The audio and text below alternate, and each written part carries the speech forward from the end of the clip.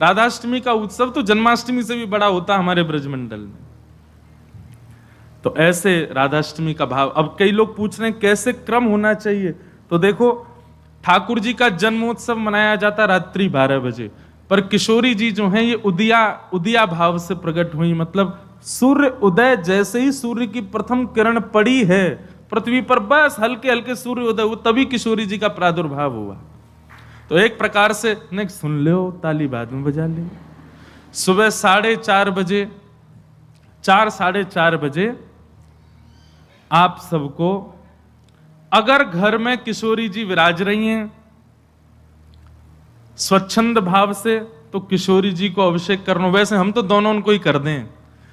जन्माष्टमी पे भी युगल सरकार, घर के ठाकुर जी जो हैं युगल राधा कृष्ण, उनको करें, और राधाष्टमी पर भी दोनों उनको ही करें। अगर घर में केवल लड्डू गोपाल विराज रहे हैं, केवल ठाकुर जी मुरली मनोहर लाल जी विराज रहे हैं, त्रिभंगलली ठाकुर जी, तो भी उनको अभिषेक करो। उन्हीं को ही श्री जी स्वरूपा मान करके उनको अभिषेक करो। वैसे तो नियम ऐसा है कि जन्माष्टमी और राधाष्टमी को रात्रि भर जागरण करो, रात भर उत्सव करो, रात भर नाचो गाओ आनंद करो, किशोरी जी को प्रादुर्भाव होगा। और किशोरी जी वास्तव में शयनावस्था में हो, कमल के पुष्प ले आओ और सुंदर सुंदर कमल के पुष्पन के बीच में किशोरी जी के श्री विग्रह को विराजमान रखो, वही में ही पौढ़ाओ। क्योंकि ऐसा भाव शास्त्र में है कि कमल के मध्य से ही किशोरी जी प्रकट भई। तो कमल मध्य में किशोरी जी को विराजमान करो। घर पे ठाकुर जी हैं तो ठाकुर जी को विराजमान रखो। और प्रातः काल 4 बजे है तो महाराज शंखनाद करो, बधाई गायन करो, सुंदर घंटे घड़ियाल नगाड़े आदि बजाओ। वाक्य बाद में दीप प्रज्वलन करके किशोरी जी को प्रादुर्भाव करो। फिर वाक्य बाद पंचामृत अभिषेक करो। पंचामृत अभिषेक करवे के बाद में सुंदर किशोरी जी को श्रृंगार करो। श्रृंगार करवे के बाद भोग धराओ। भोग धरा करके फिर किशोरी जी की आरती करो।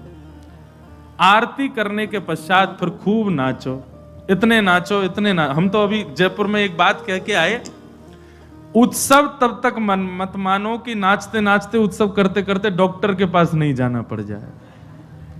अगर आपको दवाई नहीं लेनी पड़ी तो समझो उत्सव मनाया ही नहीं आपने। शादी ब्याह होता है घर में तो लड़की का जो भाई होता है या लड़की के पिताजी, लड़की के मामा, लड़की पक्ष के, लड़का वाले तो ऊधम करें, लड़की वाले इनकी कमर कसे, उनके जेब में 2-4 दवाई पड़ी रहती है, सिर दर्द की, पेट दर्द की। क्यों, हमारी तो बड़ी 3 बहनें, तो उनको पता है वो एक दवाई रखी रहेगी। क्यों, सिर दर्द हो रहा है, सो नहीं पा रहे हैं। तो तभी ब्याह माना जाता है जब पिता और भाई ये बिल्कुल श्रमित हो जाएं, तब लगता है हाँ ब्याह हुआ। श्रमित ही नहीं हुए तो क्या बात का ब्याह। ऐसे ही उत्सव में महाराज एक आनंद की बात करें, ये नहीं जबरदस्ती कि महाराज दवाई लेनी ही पड़ जाए। जब तक इतने श्रमित नहीं हो जाओ, इतने नहीं थक जाओ कि महाराज अब कुछ नहीं हो सकता हमसे, पस्त नहीं हो जाओ, तब तक नाचते ही रहो किशोरी जी के आगे, ठाकुर जी के आगे। खूब बढ़िया उत्सव करियो, खूब नाचियो और फिर व्रत रखो पूरे दिन। किशोरी जी को खूब बढ़िया व्यंजन पवाओ और पवा करके वो कोई को वितरण करो, कोई अपने काजे थोड़ा रख लो। दूसरे दिन जब नौमी लगे सो वाको पाओ प्रसाद रूप में, पर वादन व्रत रखो। और भैया नहीं रुको जाए तो पा लियो, चकाचक पाओ। बोले हमारी श्री जी को उत्सव है, हम तो पाएंगे तो पाओ, कोई दोष भी नहीं। व्रत ना करने से पाप नहीं लगता है, पर व्रत करने से पुण्य बहुत होता है हमको, लेकिन पुण्य की नहीं, हमको किशोरी जी की कामना है। तो इस प्रकार।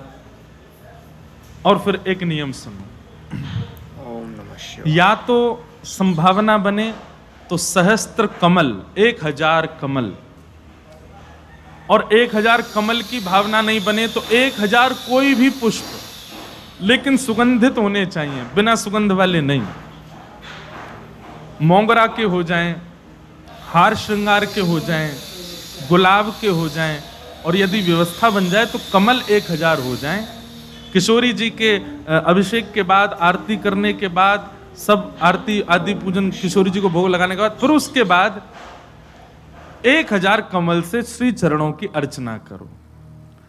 अब अर्चना में तो कई लोग ऐसा भाव रखेंगे कि राधा सहस्र नाम गाओ, राधा सहस्र नाम से 1000 कमल चढ़ाओ, पर हमारी भावना ऐसी गोपाल सहस्र नाम से चढ़ाओ, गोपाल जी के नाम से एक एक कमल ठाकुर जी, क्योंकि भैया धन धन राधिका के चरण,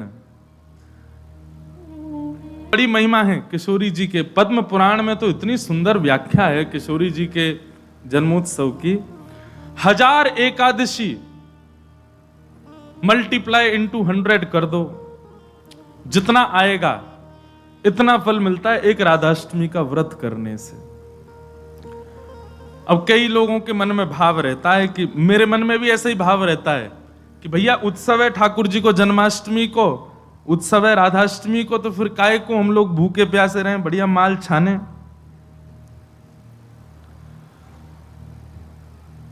तो भाव तो रहता है, पर शास्त्रों में बड़ी महिमा है।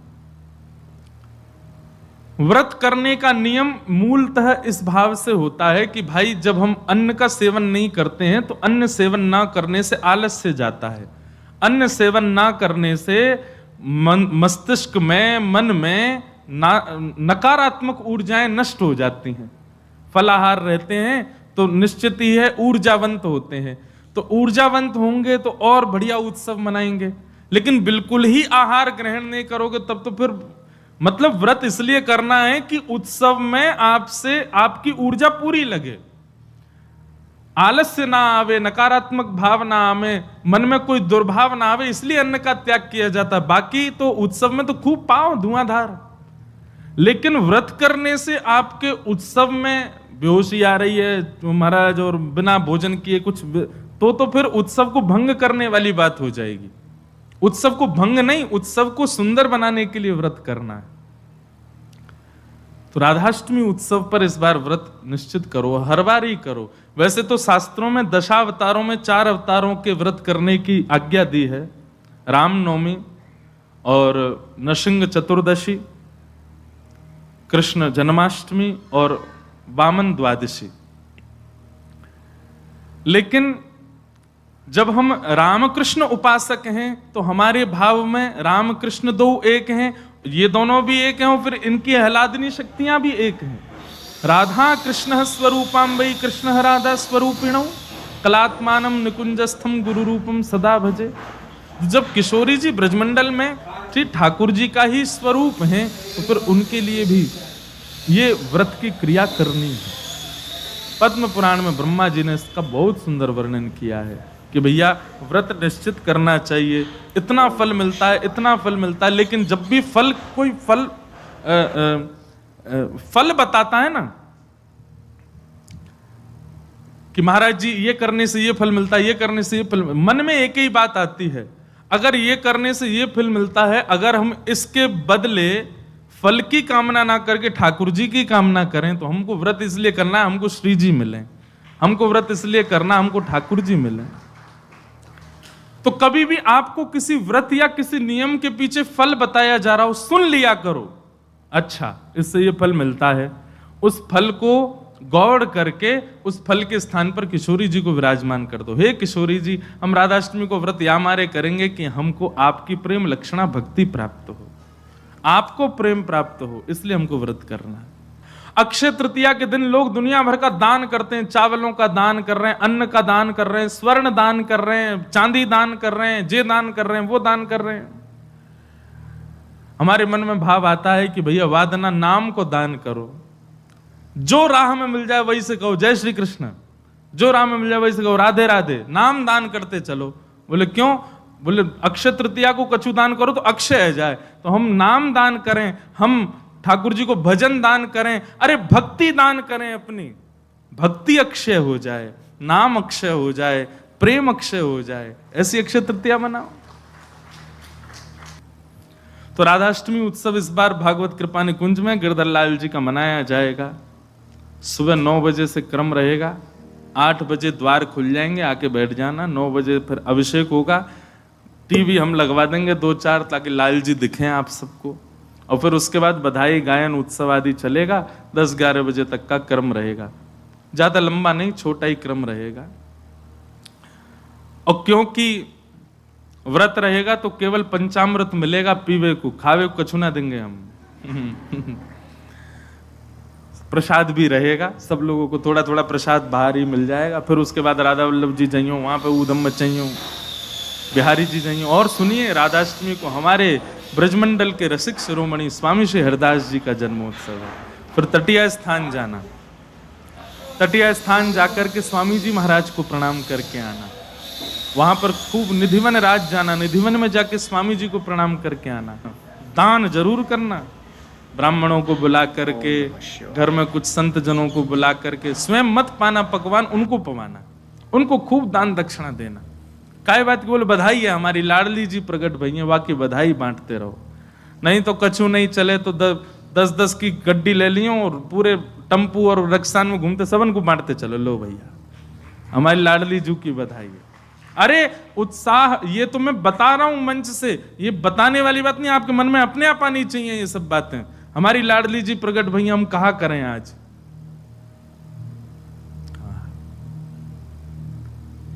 सब मत हैं हमारे शास्त्रों में कि भैया ठाकुर जी से 1 वर्ष बड़ी हैं लाडली जी।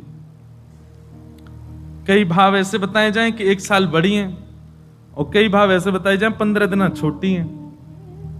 पर अधिकतर ब्रजवासी 15 दिन छोटी वारो भाव ही माने। लाडली जी नेक छोटी हैं लाडली ठाकुर जी सो,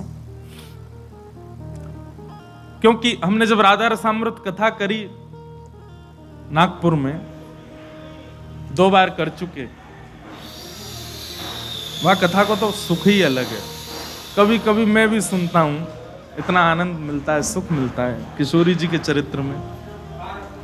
तो वहां एक प्रसंग सुनाया था मैंने कि जब किशोरी जी को प्रादुर्भाव भयो तो नंदरानी यशोदा भी आई हैं लाल जी को लेकर के। उससे ये बात प्रमाणित होती है कि ठाकुर जी को जन्म पहले भयो है, 15 दिन बाद किशोरी जी भई।